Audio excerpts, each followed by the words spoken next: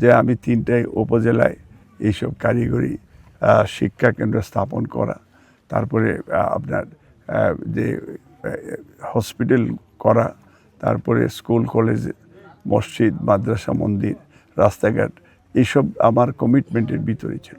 এবং আমিও আমার ছেলে মেয়ে আমার ওয়াইফ তারা ওই যে কিছু মানুষকে প্রায় 60-70টা আমি দেখে দিতে তারা কম্পিউটার তারা নিজেরা কিনে এবং ওই যে সেই মহিলাদেরকেও তারা ট্রেনিং করাচ্ছে বা তারা এবং বিভিন্ন সাবজেক্টের উপরে তারা মানুষকে ট্রেনিং দিচ্ছে। এবং আমার মালিক ফাউন্ডেশনের পক্ষ থেকে আমার ছোটো ছেলে ইব্রাহিম মালিক, সেও আমি দেখে 3টা উপজেলা প্রজেক্ট তার নিজের উদ্যোগে এটা এবং পরিষ্কার পরিচ্ছন্নতা এবং খননের সেই প্রিপারেশন নিয়ে অনেকটা জায়গায় কাজ করেও যাচ্ছি।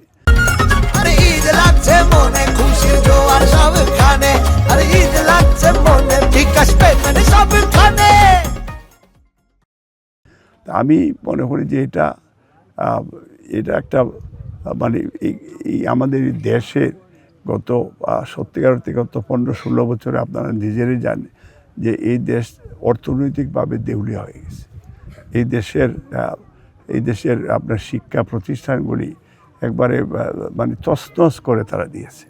তা আমরা আশা করি যে আপনাদের সহযোগিতায় এবং এইসব বিদেশি আমাদের যারা ব্রিটিশ বাংলাদেশি আছে, ইউরোপিয়ান বাংলাদেশি আছে, আমেরিকান বাংলাদেশি আছে, মিডল ইস্টে আমাদের কৃতি সন্তান যারা আছে, যারা রেমিটেন্স যোদ্ধা, তাদের সাহায্য সহযোগিতা খুবই দরকার।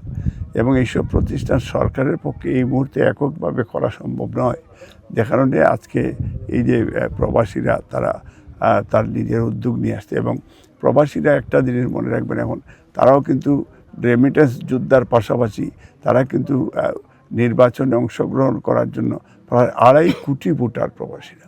এবং সেইখানে আমি আশা করি যে তাদের ছেলেমেয়েরাও তারা বাংলাদেশমুখী হবে এবং সেই যে এক্সপার্টিস প্রত্যেকটা ডক্টর, ইঞ্জিনিয়ার, ব্যারিস্টার এবং অনেক নিউট্রিশিয়ান তারা দেশের বাইরে থেকে লেখাপড়া করে যদি বাংলাদেশে এসে মানুষের পাশে দাঁড়ায়, এই যে ওনাদের ছেলে মেয়েদের এডুকেশন নিয়ে আপনি চিন্তা করতে পারবেন না।